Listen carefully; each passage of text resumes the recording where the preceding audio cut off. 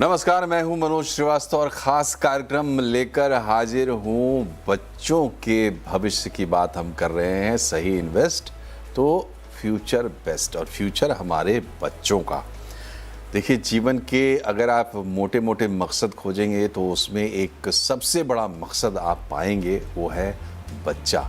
बच्चा यानी बच्चे का भविष्य। हम जिस तरीके से रह रहे हैं, हम चाहते हैं कि हमारा बच्चा उससे अच्छा भविष्य देखे, उससे अच्छा जीवन देखे। तो इसके लिए बाकी कई चीज़ें आपको करनी पड़ेंगी।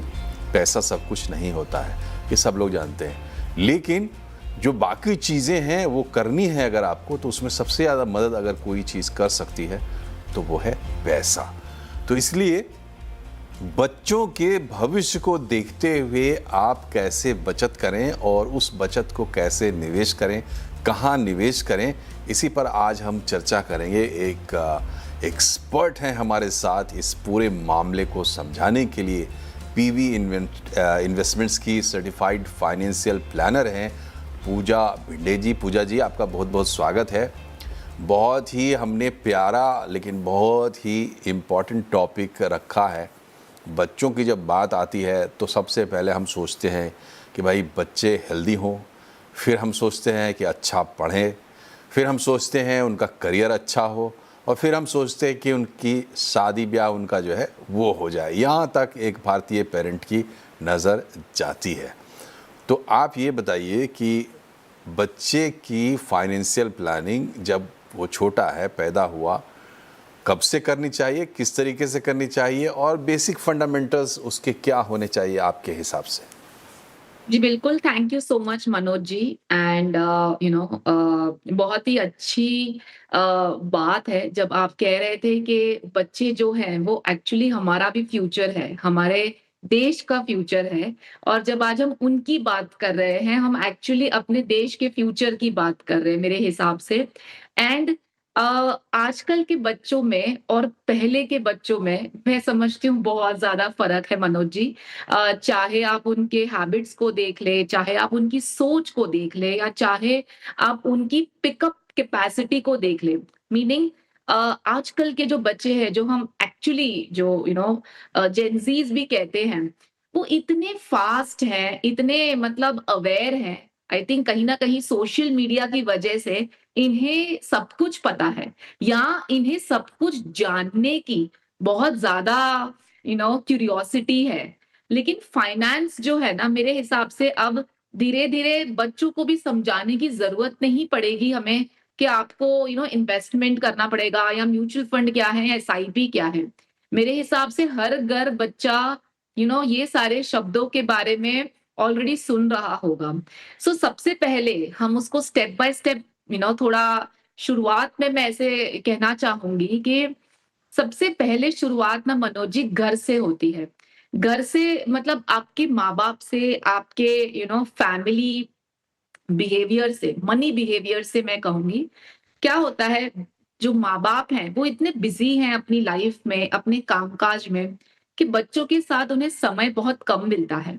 और जितना समय मिलता है शायद वो समय वो यूटिलाइज़ करते हैं उनके साथ टाइम स्पेंड करने में, घूमने में, या उनकी जस्ट पढ़ाई किस तरीके से चल रही है। लेकिन शायद हम कहीं न कहीं वो समय मिस कर रहे हैं अपने बच्चों के साथ, जहाँ हम उन्हें फाइनेंशियल वैल्यूज़ दे सकें या मनी वैल्यूज़ दे सकें। हम सबने कहीं न कहीं ये बहुत ज़्यादा टाइम स्पेंड किया है अपने पेरेंट्स के साथ, क्योंकि हमारे मेजॉरिटी अगर हम देखें, हमारे पेरेंट्स जो थे, हमारी मॉम्स जो थी, वो हाउसवाइफ्स थी। तो वो किस तरीके से बचाती थी, वो किस तरीके से घर चलाती थी, हमने वो देखा हुआ है। हर बात हम सीखते नहीं हैं, या हमें कोई बोलता नहीं है, हम देख के सीखते हैं। लेकिन आजकल के बच्चे देखेंगे किसको, क्योंकि आपके माँ-बाप दोनों ही शायद घर में नहीं हैं, दोनों ही बाहर जा रहे हैं। सो यहाँ पे मैं एक बहुत इम्पोर्टेंट पॉइंट कहना चाहूँगी मनोज जी, के घर में जब फैमिली एक साथ होती है, तब डिनर टेबल पे, या तो फिर आप कभी वेकेशन पे हैं, आप प्लीज़ अपने बच्चों के साथ अपनी मनी बिहेवियर्स के बारे में, अपनी फाइनेंशियल स्टेटस के बारे में, या कैपेसिटी के बारे में, या आपकी जो प्लानिंग है कि आपके घर अगर लोन पे है, आपकी घर पे ईएमआई चल रही है, आपकी गाड़ी क्या है, किस तरीके से आपके कितने इन्वेस्टमेंट्स हैं, कैसे-कैसे तरीके के इन्वेस्टमेंट्स हैं, बेसिक डिस्कशन बच्चों के साथ मेरे हिसाब से करना बहुत ज़रूरी है। जी, यहाँ से शुरुआत आप तो एक टैबू तोड़ने की कोशिश कर रही हैं। आप समझिए भारतीय परिवारों में अगर पैसे वगैरह की बात होती है तो बच्चों को हटा देते हैं और बच्चे अगर कोई पैसे की बात करते हैं तो कहते हैं कि तू बच्चा है, पैसे से तेरा क्या लेना देना। बच्चे को पैसे की बात में शामिल ही नहीं कहते और आप कह रहे हैं कि नहीं शामिल करना चाहिए। जी, बिल्कुल करना चाहिए मनोज जी, क्योंकि बच्चा अगर पेरेंट्स से नहीं सीखेगा ना, तो आज के बच्चे है ना वैसे भी सोशल मीडिया से सीखते हैं, पीयर्स से सीखते हैं। सो वहाँ से सीखे, उससे अच्छा अगर पेरेंट्स ही उन्हें सही तरीके से एडुकेट करें। देखिए स्कूल एजुकेशन भी एक बहुत इम्पोर्टेंट माध्यम हो जाता है, लेकिन मुझे नहीं पता कि आज की तारीख में स्कूल में कितना बच्चा प्रैक्टिकली सीख पाएगा। लेकिन पेरेंट्स उनको उनकी खुद की लाइफ से प्रैक्टिकली समझा पाएँगे कि देखो हमने कहाँ इन्वेस्ट किया था, गोल्ड क्या है, किस तरीके की बेसिक नॉलेज देना मेरे हिसाब से मनोज जी बहुत ज़रूरी है। आजकल के बच्चों को हम ये सारी नॉलेज देंगे ना, तो मेरे हिसाब से वो बहुत अच्छा फ्यूचर बन सकता है हमारे देश के लिए। जी, तो ये देखिए ये एक बहुत बड़ा सबक आपको मिलता है इस कार्यक्रम से। आप इस पर विचार कर सकते हैं और थोड़ी इस पर बातचीत भी करें। लेकिन आपको इस नतीजे पर आप पहुँचें ये सही मायने में प्रैक्टिकली कि बच्चों की जो फाइनेंशियल ट्रेनिंग है वो वैसे भी हो जाएगी, बाहर से हो जाएगी या आपको देख-देख के हो जाएगी। बच्चा आपको देख के सीखता ही है। तो वो एक पर्दे में किसी चीज़ को सीखे, आधा सीखे, अधकचरा सीखे, इससे अच्छी बात ये है कि आप उसको सिखाएँ। तो पूजा जी इसको और आगे बढ़ाते हैं कि अब जैसे 2 लेवल की बात हो गई, एक तो बच्चों को सिखाना है, तो मेरे ख़्याल है कि बच्चों को थोड़ी-सी financial freedom, financial training, pocket money वगैरह के ज़रिए भी दी जा सकती है।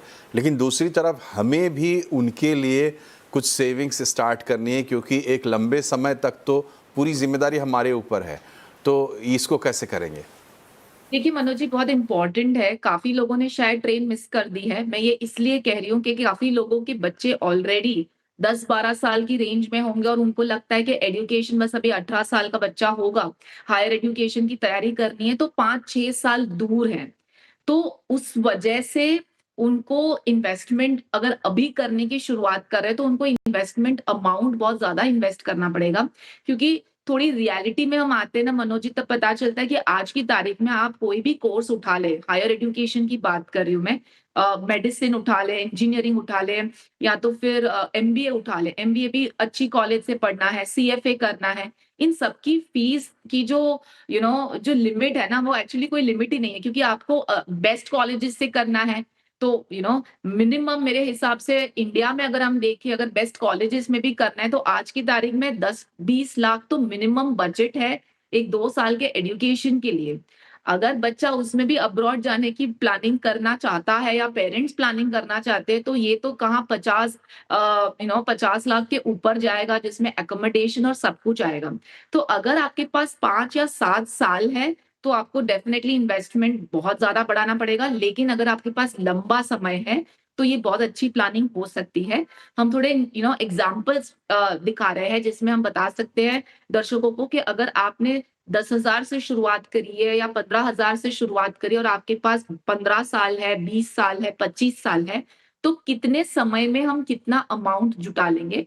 सिर्फ मैं एग्ज़ाम्पल के तौर में मनोज जी बता दूँ कि समझो 10 ही साल है, बच्चों की हायर एजुकेशन के लिए, तो अगर 15,000 भी आप हर महीने उनके लिए प्लान कर रहे हैं, तो आप 35 लाख की राशि जुटा लेंगे।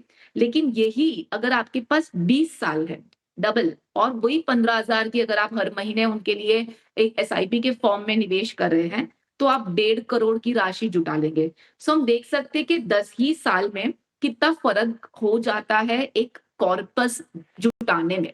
तो जो लोग लेट हैं, उनको मैं ये कहूँगी कि आपको अमाउंट बढ़ाने की बहुत आवश्यकता है, और दूसरे अगर कोई इन्वेस्टमेंट्स आपने कहीं कर रखे हैं, तो उसको गोल की तरफ अलाइन करने की बहुत ज़रूरत है कि आपके गोल्स अभी नेक्स्ट कितने समय में आने वाले हैं।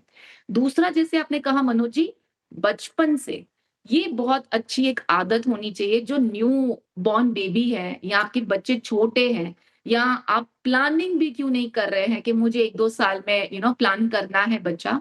बहुत इम्पोर्टेंट है। काफ़ी कपल सोचते हैं कि अभी क्या है, हायर एजुकेशन को तो कितना टाइम है। लेकिन बच्चों के एजुकेशन की जो जर्नी है ना मनोज जी, वो 5 साल से ही शुरू हो जाती है। तो हर साल इनका जो सीबीएसई, आईसीएसई ये सब बोर्ड के भी जो खर्चे हैं ना, वो हर साल 1 से 3 लाख की रेंज में आते हैं। सो एक तो आपको खुद की जो बजटिंग है, उसमें एक फैमिली मेंबर ऐड हो जाता है, तो वो खर्चे हो जाते हैं बच्चों को सँभालने के लिए। अगर आप वर्किंग हैं, तो एक आपको हेल्प लगता है, प्लस उनके जो सब रिक्वायरमेंट्स हैं, प्लस स्कूलिंग हो जाती है।